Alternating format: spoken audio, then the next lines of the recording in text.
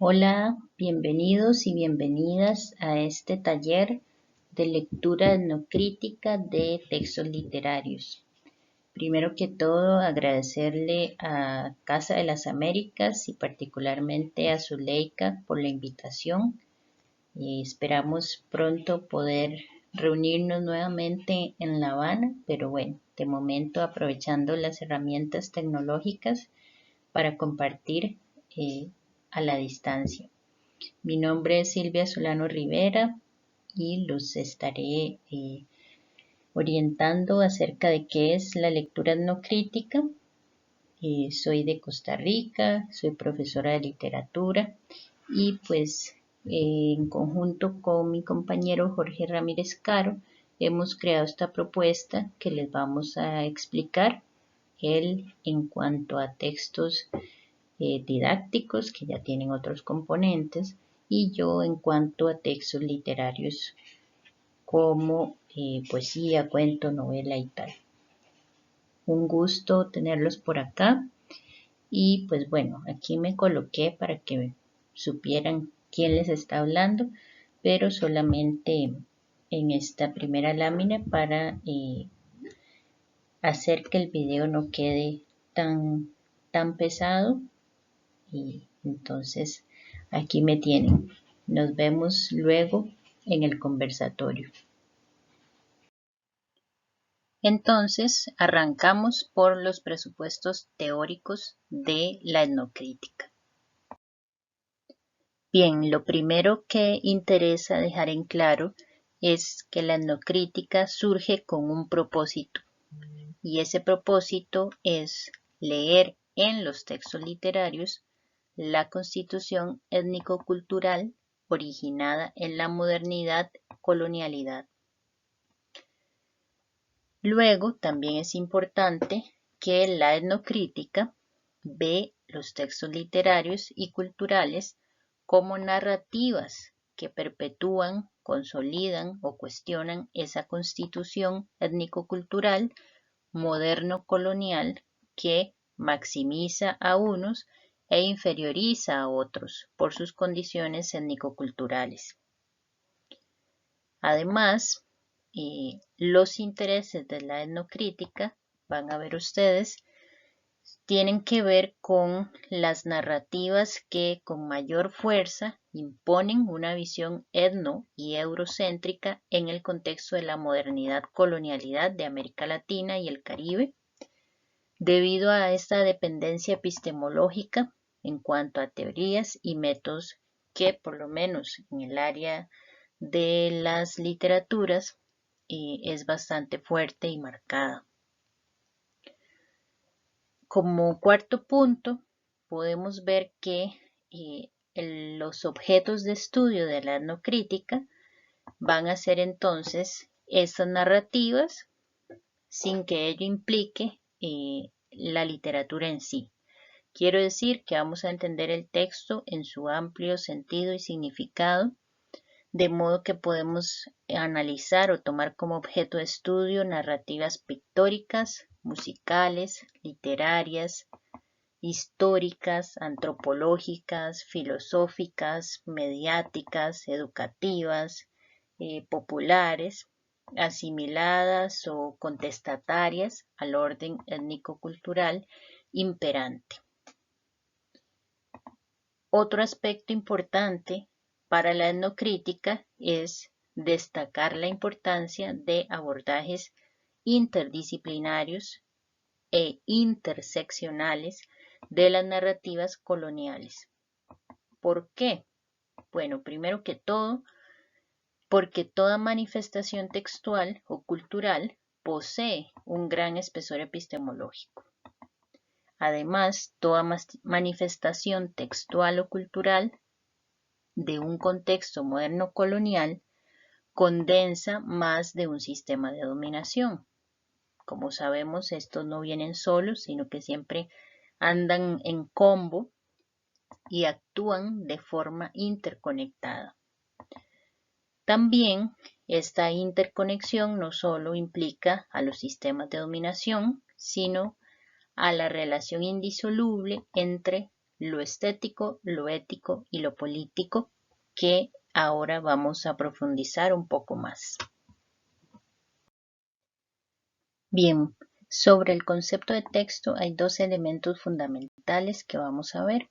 Primero, la etnocrítica entiende el texto como un artefacto social, ideológico y cultural, como un artefacto sociolingüístico en el cual resuenan todas las voces de los distintos grupos étnico-culturales de las diversas formaciones sociales e ideológicas con las que se identifica o se distancia su productor. Además, entendemos el texto como un etnotexto. ¿Qué quiere decir esto? Que todo texto es susceptible de ser leído y analizado desde un enfoque étnico-cultural. ¿Por qué? Porque todo texto es un etnotexto. Todo texto es producido por alguien que ostenta una procedencia étnico-cultural, que es inalienable. Todos tenemos una etnia, todos pertenecemos a una etnia y por lo tanto todo texto es un etnotexto. Por otro lado, es importante también para la etnocrítica tomar en cuenta sobre todo dos intersecciones o interconexiones fundamentales. Una ya acotada por la interseccionalidad y los feminismos afroamericanos, que como tal vez sepan, pues nos hablan justamente de esta interseccionalidad o esta imbricación entre la etnia, el sexo, género y la clase. Y pues también, además de esas tres categorías, cualquier otra categoría como puede ser la edad, la zona geográfica, si es ciudad o si es rural, la nacionalidad, etcétera. Cómo se interrelacionan todos los sistemas de dominación. Pero también nos interesa visualizar otra interconexión que es entre la estética, la ética y la política. ¿Por qué? Desde nuestra disciplina, que es la literatura, muchas veces se tiende a leer solamente en el nivel meramente estético. Nos acercamos a un texto literario y lo que se va a decir es estéticamente admirable o no. Y solamente eso se juzga, se analiza en un texto. Nuestra propuesta es ver más allá y contemplar la interconexión de lo estético, lo ético y lo político. No solamente la intersección de etnia, género y clase, sino además esta interconexión entre lo estético, lo ético y lo político, para destacar que toda manifestación estética es una herramienta que genera un sistema de valores que posiciona o desbanca a grupos humanos con los que se solidariza o degrada, anula o invisibiliza. Y derivado de esta interconexión que establecemos entre lo estético, lo ético y lo político, nos va a interesar ver en el texto lo que hemos llamado filias y fobias, es decir, hacia dónde el texto con sus recursos y sus estrategias busca que nosotros nos acerquemos, nos afiliemos hacia qué grupos étnicos y en contra de cuáles. Porque estas filias y fobias pues no son actitudes innatas en las personas, sino que son inculcadas en y por los procesos de socialización por los que pasamos en las diferentes etapas de nuestras vidas. Esas filias y fobias son conservadas, perpetuadas y justificadas por los discursos académicos, mediáticos, artísticos.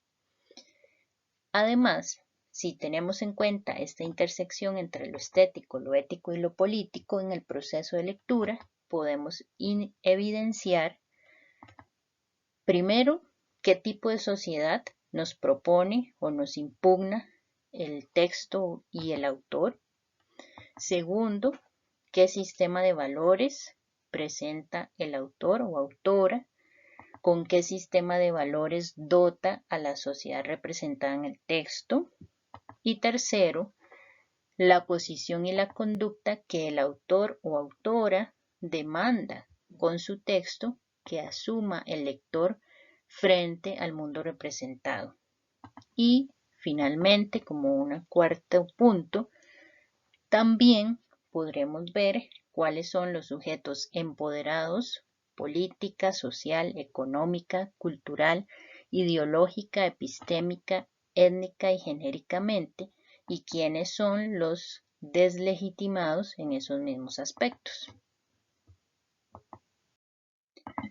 Desde la etnocrítica asumimos también una perspectiva descolonial y por lo tanto nos interesa analizar las visiones epistemológicas desde las cuales se lleva a cabo la representación del mundo en los objetos culturales y artísticos, si es una representación etnocéntrica, eurocéntrica, racista, sexista, clasista, homófoba, xenófoba, o cómo es esa representación del mundo. Entonces vean que estas dos cosas van muy de la mano. Desde qué visión epistemológica se construye la representación del mundo que vemos en determinado texto. Bien, para enfatizar en la necesidad de la interdisciplinariedad con la cual debemos acercarnos a analizar textos, hemos insistido en que el texto literario no es solamente un condensador de sentidos, como bien sabemos, sino que además condensa saberes y por lo tanto posee un gran espesor epistemológico, es un gran generador de filias y de fobias, razón por la cual nos provee de un gran espesor político. Además, es un promotor de sistemas de valores, por lo cual tiene un espesor ético importante y condensa, además, gustos, estéticas, maniobras retóricas, por lo tanto, también posee un espesor estético. De modo tal que para abordar, analizar, atravesar este gran espesor que tiene, que posee el texto literario, es necesario echar mano de toda la ayuda posible, de todas las disciplinas que sean necesarias y teniendo en consideración, pues justamente estas interconexiones que mencioné antes. Ahora vamos a ver algunas pautas metodológicas de la etnocrítica. La propuesta metodológica de la etnocrítica se fundamenta en tres fases. La primera fase podríamos llamarla estructural, que consiste en visibilizar la organización interna del texto, el mundo representado, que comprende el espacio, el tiempo, los personajes, la retórica, el estilo y las estrategias discursivas. Luego hay una fase que hemos llamado mediadora, en la cual se analizan las estructuras textuales, discursivas y cognitivas que median en la relación del texto con su contexto social, histórico y cultural. Finalmente, la tercera fase es la contextual, que tiene como fin destacar y analizar las prácticas sociales, discursivas e ideológicas del contexto con las que el texto se relaciona y dialoga. Entonces, si vemos esta primera fase estructural, lo que hace es recoger los principales aportes de el estructuralismo y la semiótica dentro de las teorías literarias para, digamos, segmentar el texto y analizarlo en detalle en todos sus componentes, pero no simplemente como el estructuralismo lo tenía pensado, ¿verdad? Por el simple hecho de desarmar y volver a armar el objeto, sino con el firme propósito de revisar en cada una de esas partecitas en que descomponemos el texto, qué representación de la etnicidad, de la cultura hay de manifiesto en el texto que estamos analizando. Luego, en esta fase mediadora, está fundamentada, por ejemplo, en la teoría sociocrítica, que nos ayuda a visualizar estas estructuras que median la relación del texto con su contexto social, como son los intertextos, los interdiscursos, los mitos, los símbolos. Y también está fundamentada esta parte, o esta fase, en los estudios críticos del discurso de Teun Van Dijk, que ha trabajado muchísimo el análisis del discurso racista y xenófobo. Y él plantea cómo entre el discurso y sociedad hay una mediación cognitiva que es importante analizar y que pues nosotros también asumimos e incluimos en esta propuesta de análisis. Finalmente, esta fase contextual, como ven, tiene el propósito de no quedarnos meramente en qué es lo que dice el texto, sino ver cómo eso que el texto está representando y poniendo sobre la mesa está relacionado con otra serie de voces que habitan ese momento histórico en el cual surgió el texto. Y nos interesa saber cómo es que toma posición frente a esas otras voces. Ahora, una vez que se ha establecido este diálogo del texto con su contexto, se procede a establecer las implicaciones derivadas, las filias y las fobias, y para ello es fundamental el procedimiento de identificación, significación y explicación de los etnosemas en los niveles tanto macro como microestructurales del texto. Y vamos a iniciar entonces por mencionar algunos de esos elementos de índole macroestructural. Dentro de estos elementos macroestructurales se encuentran los siguientes que simplemente voy a mencionar: gráfico y verbal, el retrato, oficios, profesiones y costumbres, lenguaje, actitud y posición, aptitudes y conductas, y el mundo habitado y la imagen histórica. Los menciono porque se me haría muy largo explicar cada uno. Sin embargo, en el ejemplo de análisis me voy a enfocar en la cuestión del retrato, en el lenguaje y las actitudes, y también dentro del mundo habitado o el mundo mostrado en los espacios. De índole microestructural son los siguientes elementos: fijarse si las oraciones son pasivas o activas, la función de los pronombres, que va a ser importante, por ejemplo, en el texto que vamos a analizar de Guillem, las diferentes estrategias discursivas, si el texto usa sátira, ironía, parodia, humor, para qué lo utiliza, contra quién, etc. La retórica, el estilo, si se utilizan eufemismos o atenuaciones, si se utilizan diminutivos o aumentativos, si se emplean nombres, apodos, epítetos. Todos esos detalles son microestructurales y pueden darnos la pauta de cuál es la representación étnico-cultural que aparece en el texto. Bueno, entonces, a modo de ejemplo de un rapidísimo análisis y centrado en algunos pocos aspectos, vamos a hacer un análisis del texto Poema con Niños de 1947 de Nicolás Guillén. Como esta es una mezcla de poema con drama, ¿verdad? Porque aunque se llama Poema con Niños, tiene la estructura de un texto dramático. Lo primero en que es importante que nos fijemos en el caso de este texto es el reparto, es decir, cómo son ordenados los personajes de este texto. Y este reparto, nos fijamos, el orden no corresponde al orden en que van apareciendo los personajes en el texto, sino que más bien se nos presentan dos grupos totalmente aparte.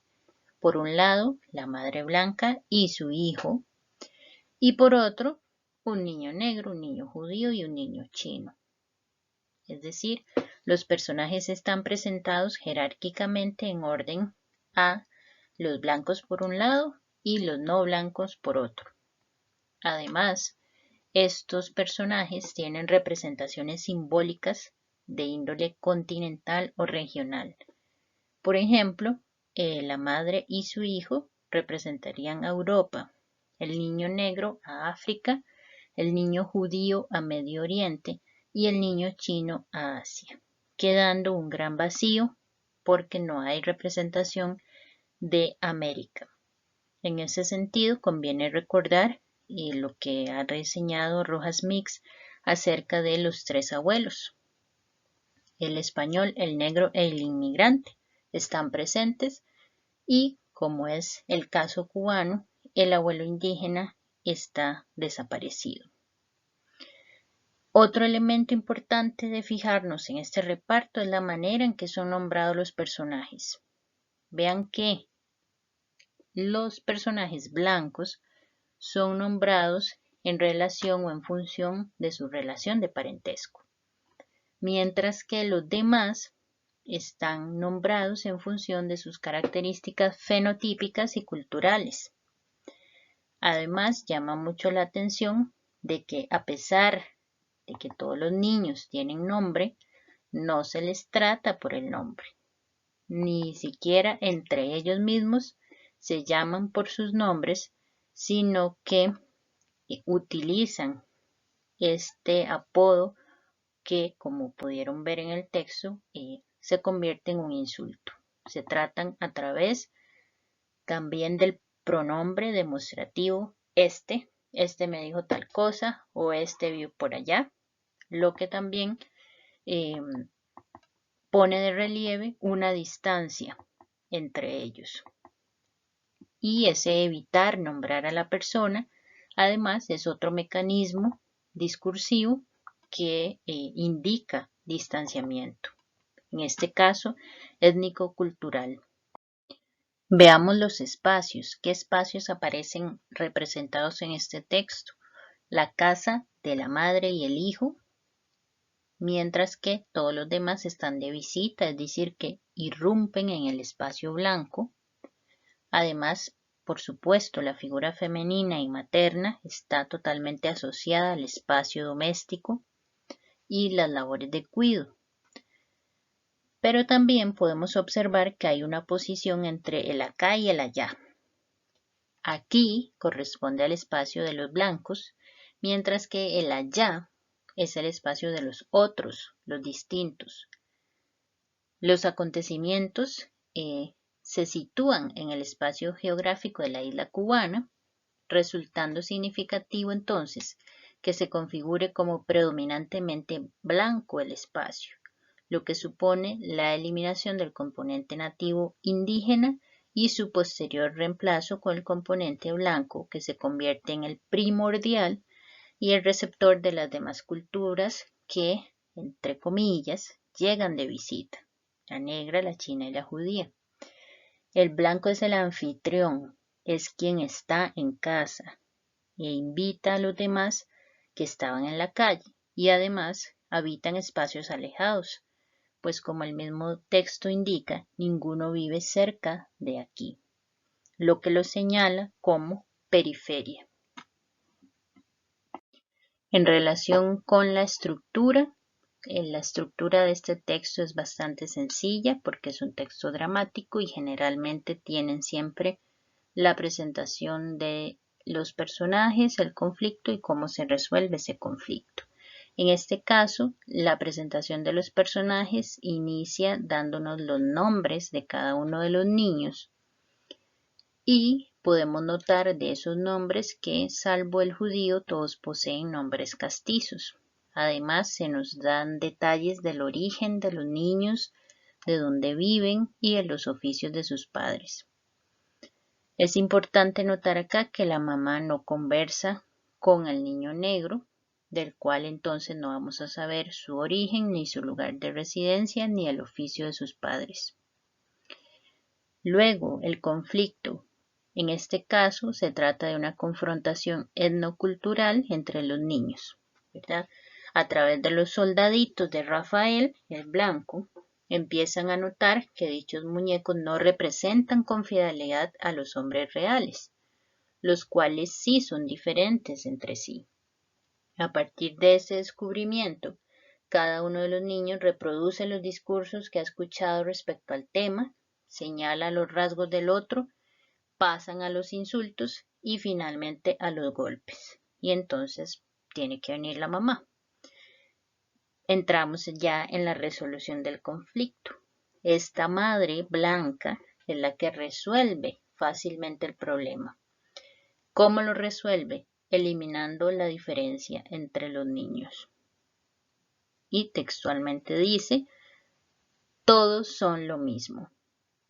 De modo tal que la madre homogeneiza a los hombres al ver que bajo la piel todos son del mismo color, rojo, pues la sangre de todos es roja. Y bueno, este discurso homogenizante tiene sus implicaciones ideológicas que vamos a ver. Veamos ahora los retratos de los personajes que aparecen en este texto. Tenemos a la madre, que ya sabemos es cuidadora, es acomodada, es responsable, solidaria, se preocupa por los niños, los alecciona, y es autoritaria en determinado momento porque los niños no atienden tan fácilmente, entonces los manda a callar, a sentarse y a escuchar. Su hijo media entre ella y los demás niños, es un niño que no insulta y que desmiente el discurso que los otros niños han escuchado en boca de sus maestras y del boticario, aunque él no sabe muy bien por qué.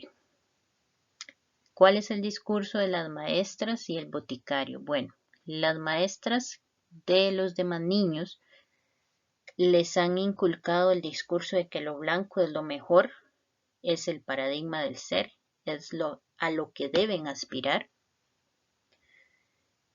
mientras que el discurso del boticario alemán es explícitamente grosero, nazista, y los niños entonces lo configuran como de mal carácter. En cuanto a los niños no blancos, tenemos al niño judío, a Jacobo, que es descrito físicamente por su nariz alargada, haciendo énfasis al estigma del fenotipo judío, y es un niño que sí insulta. Vamos a ver que el niño judío, el niño negro y el niño chino son los que se insultan entre sí, mientras que, como ya dije, Rafael, el niño blanco, no insulta a los demás ni recibe insultos.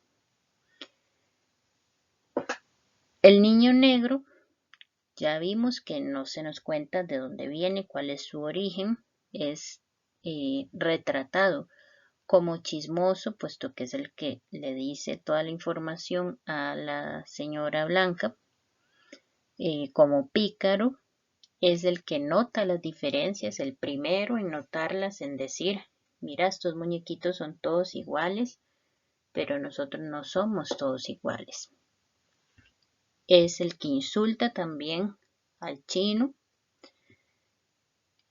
El niño chino también lo vemos representado estereotipadamente por sus ojos prendidos, dice el texto, y también insulta. Sobre las madres de estos otros niños no sabemos mayor cosa, pero sí que la madre blanca las toma como despreocupadas.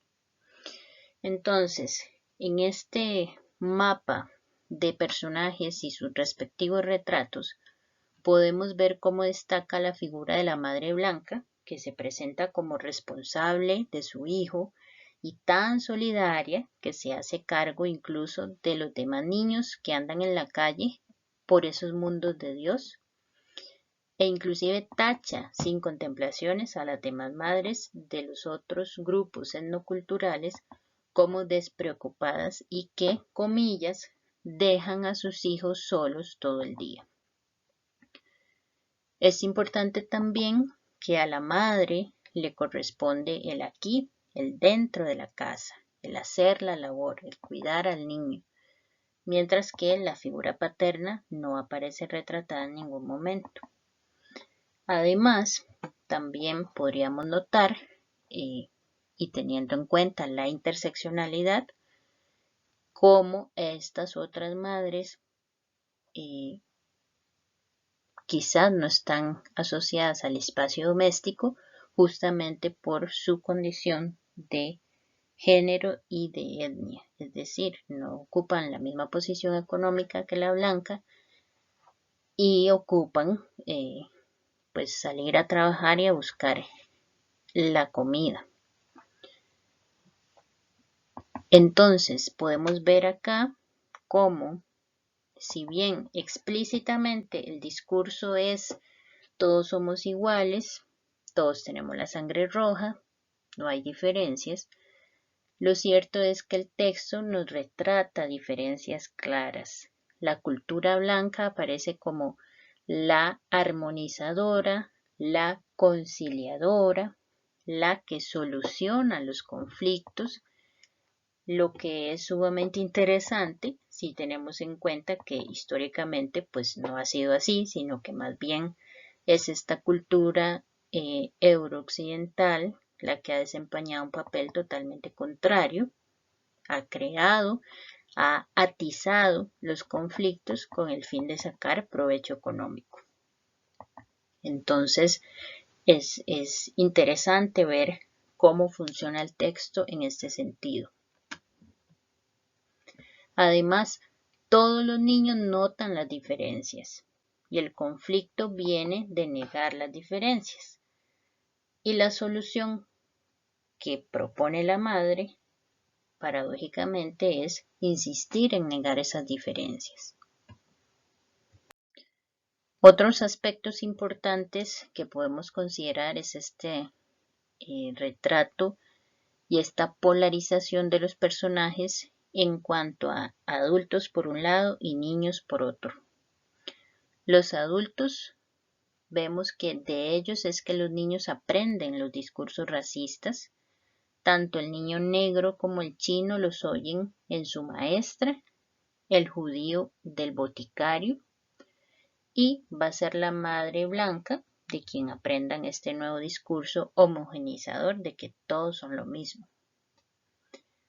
Mientras que los niños, los otros étnico-culturales, están representados como niños y solo los portadores del discurso xenófobo, y discriminador creado por la cultura blanca son adultos. Es decir, que esta cultura blanca hegemónica se autoconcibe como madura intelectualmente, capaz de razonar y de llegar a una solución de conflictos raciales, mientras que las demás culturas aparecen como infantes, infantilizadas, inmaduras y reproductoras de discursos. Veamos ahora algunas implicaciones de estos pequeños aspectos que hemos analizado en el texto de Guillén. Primero que todo, hay una implicación de carácter identitario. Vemos que la identidad de los niños se construye a partir de lo que los otros dicen de ellos. Los niños aparecen como figuras vulnerables, adoctrinables, que aceptan plácidamente lo que sus otros significativos les dicen, porque en un principio vimos cómo aceptan el discurso discriminador de sus mayores en el ámbito público y al final aceptan el discurso de la adulta en el ámbito privado, que se supone que subsana el discurso anterior. Como indica la RAIN, en la infancia, pues los otros significativos van modelando la identidad del individuo, son los adultos más cercanos. Para un niño, sus otros significativos que modelan la identidad son sus adultos más cercanos. Pero en este caso, el asunto adquiere otras dimensiones. ¿Por qué? Porque estos niños, como hemos visto, son representaciones culturales de los otros, de culturas, de etnias, de pueblos, los cuales, según el texto, se construyen identitariamente a partir de lo que dice el discurso blanco. Es decir, los coloca, los representa como sujetos alienados que solamente reproducen el discurso que les dice qué son. Otra de las implicaciones centrales es en relación con este discurso de la igualdad. Como vemos, el texto tiene un discurso explícito, superficial, sobre la igualdad, pero esa igualdad invisibiliza. Si bien el texto busca enaltecer este discurso de igualdad, lo cierto es que no presenta una igualdad real entre los grupos étnicos que coloca, puesto que mientras el grupo blanco es mayoría, es adulto, tiene casa, posee valores morales y religiosos, los demás grupos culturales son representados como minorías desprotegidas que llegan, que carecen de criterios, pues se limitan a reproducir los discursos blancos. Entonces no vemos una valoración equitativa de las raíces etnoculturales. La raíz blanca es la que aparece como modélica. No hay una combinación de dos raíces igualmente válidas, como han dicho algunos estudiosos, sino que hay una disolución de las culturas otras en la blanquitud, que da como resultado una nación mestiza de un color cubano, bajo el cual se eliminan de tajo todas las diferencias y culturas. Es decir, que con este discurso de la igualdad, de que todos son lo mismo, todos son iguales, opera simultáneamente un epistemicidio, una eliminación, anulación de las culturas. Bueno, ahora espero sus preguntas, comentarios, que me imagino que serán bastantes, ya que pues el tiempo es limitado y quedan muchas cosas por ahí en el tintero. Muchas gracias por su atención. Aquí les coloco una pequeña foto de nuestro libro Racismo y Antirracismo en Literatura, Lecturas no críticas, que por ahí habíamos dejado unos ejemplares en Casa de las Américas. E igualmente, si tienen interés en adquirirlo, pues podemos entrar en contacto, comunicarnos, a ver cómo hacemos. Y acá les dejo mi correo electrónico por cualquier cosa que quieran comunicarse, consultar, aportar. Ahí estamos.